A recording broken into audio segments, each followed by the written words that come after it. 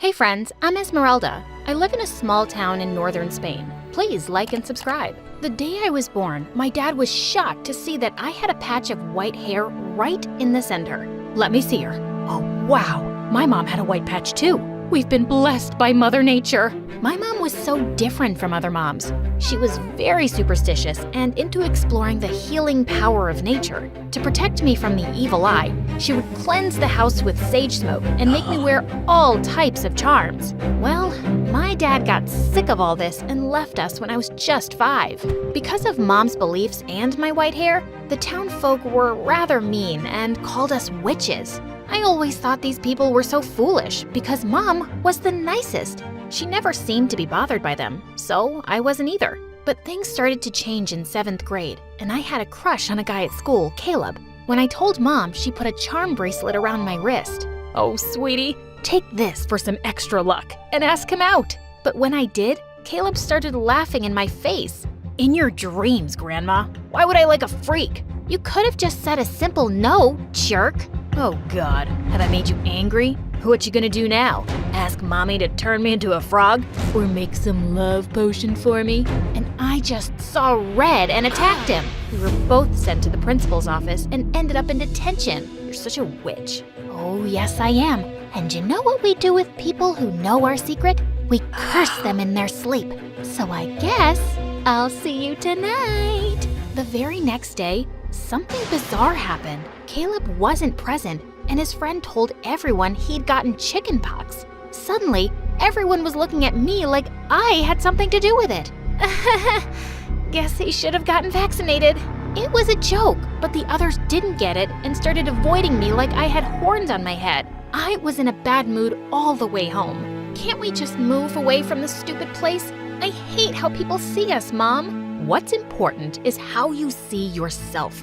We don't run away from our problems, love. Easy for you to say. You don't have to go to school. I stomped out of the car as soon as we got home, when suddenly a ball of snow hit me in the head. It was Mom, and she was grinning at me. Before I knew it, we'd gotten into a snowball fight and we were lying in a heap laughing.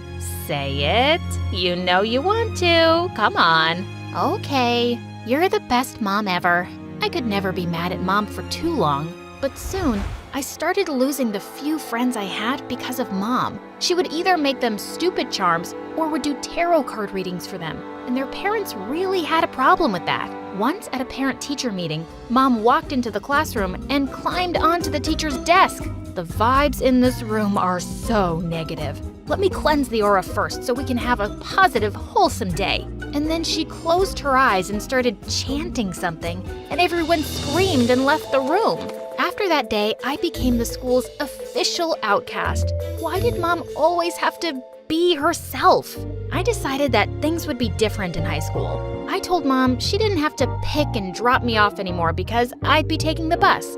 I just wanted her to stay away from my school as much as possible. When I walked into the hallway on my first day, I heard some noise, and I saw a girl dressed as a goth holding Caleb by his collar. Don't mess with me, punk. You think you're really cool for making fun of me, huh?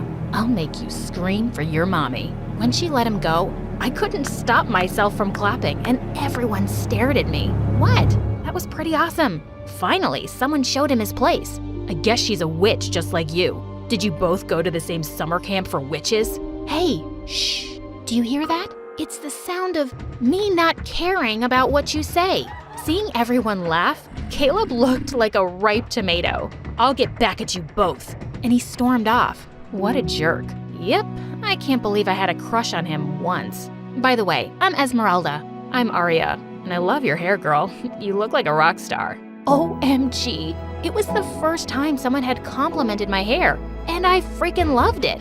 We clicked instantly, and later that day, we even walked home together. We were going through a rich neighborhood, and I was shocked when she stopped in front of the most beautiful mansion on the street. Wow, her house was awesome. In school, Aria was fast becoming one of the most popular girls. Her dress sense was so cool, and she aced all subjects. She was like a beauty with brains. Since we'd become really good friends, I got a taste of what it felt like to be popular too, and I was rather enjoying it. But then one day, Mom came to school to pick me up unannounced. I so wanted to run away before Aria could see us, because if Mom met her, she would say or do something weird for sure. But it wasn't my lucky day. Aria spotted us and came over, and the two started talking. And then Mom offered her a palm reading. Mom, can we please go? I don't think Aria is into that kind of stuff. No, I'm really curious. Your mom sounds awesome, and I'd love to know. Mom looked at her hand and then spoke.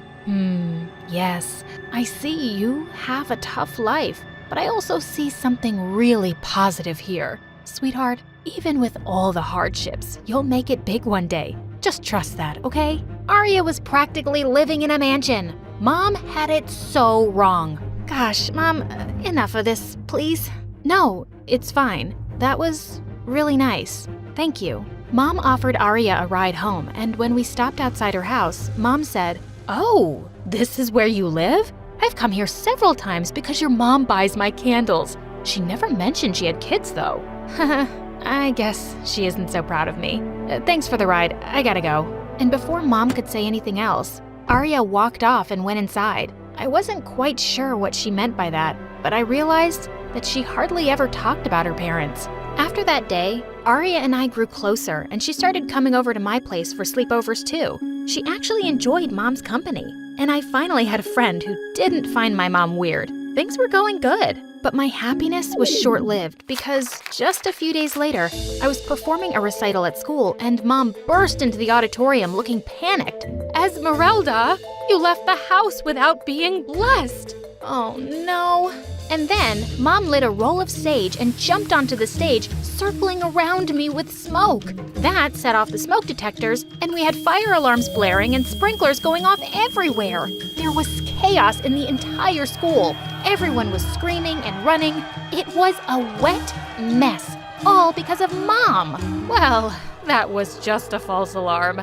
Sorry, folks. Mom, are you completely crazy? You ruined everything. Everybody is staring at us now, and I'll be the butt of everyone's joke. Honey, aren't you overreacting a little? No one will even remember this incident by tomorrow. I'm overreacting? Gosh, Mom, you really don't get it. You do weird things and it puts people off, and no one here forgets. We'll just be hearing about this till the end of high school. Sometimes I wish you'd just be more normal. I regretted my words as soon as I saw the hurt look on her face, but I was too mad to apologize. And it was true. I'd had enough. When I went to school after the weekend, I could feel people looking at me. And then Caleb popped out of nowhere. Wow, amazing that you can show your face after the stunt your psycho mom pulled off. But before I could say anything, somebody leapt forward and pushed him hard. Aria, buzz off, jerk, and don't talk about her mom like that. She is 10 times the person you'll ever be. Yeah, 10 times crazier. Better crazy than a loser. Seriously, dude, no one cares about what you have to say. So why don't you just go and get a life? I was really grateful to have a friend like Aria on my side, but it was just her, because everyone else said and thought the same things as Caleb. I tried to ignore them, but at home, I also grew distant from Mom. I just wanted to be 18 and get out of this place, and maybe even from her. It was almost the end of the term, and we were busy preparing for the school's talent show. Aria and I had paired up for a dance-off, but during practice one day, we found out that our favorite music teacher was leaving soon. We all really wanted to get her a farewell gift, so the entire class pitched in money and gave it to the class monitor the next day. During recess, I realized I'd forgotten my lunch in the classroom, and when I went to go get it, I got the shock of a lifetime.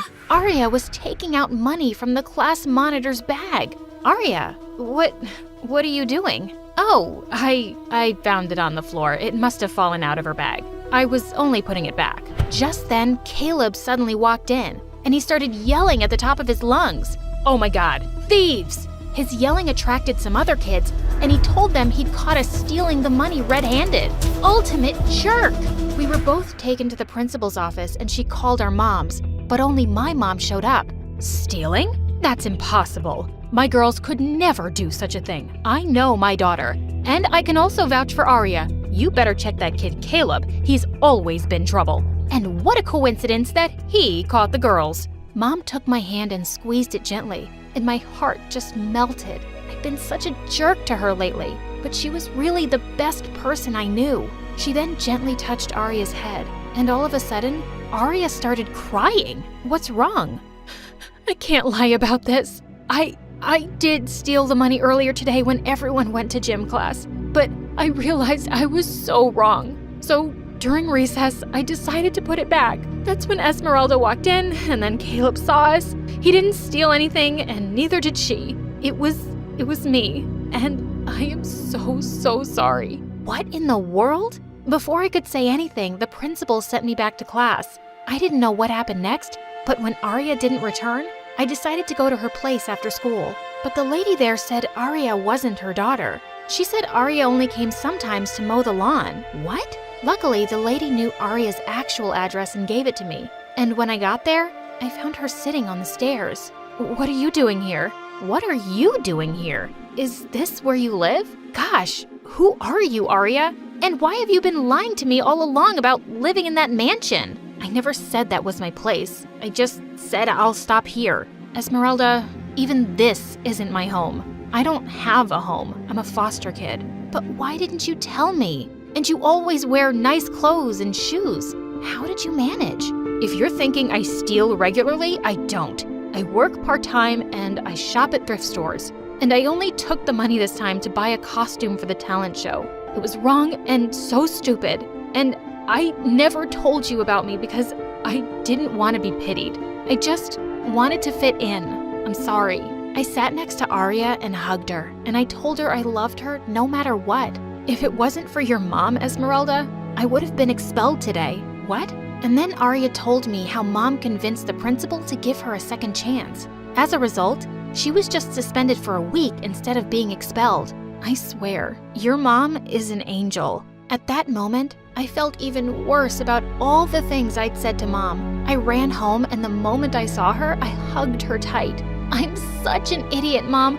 I'm so sorry I was so awful to you. You know I love you, right? Yes, sweetheart, I know. On the day of the talent show, I was really nervous about dancing alone. But right when I was about to step on the stage, Arya appeared with Mom. You're here! And the hair looks awesome! Well, I did the hair. And I'm here because your mom got me the dress and convinced the principal to let me participate. As the three of us hugged, we suddenly heard Caleb behind us.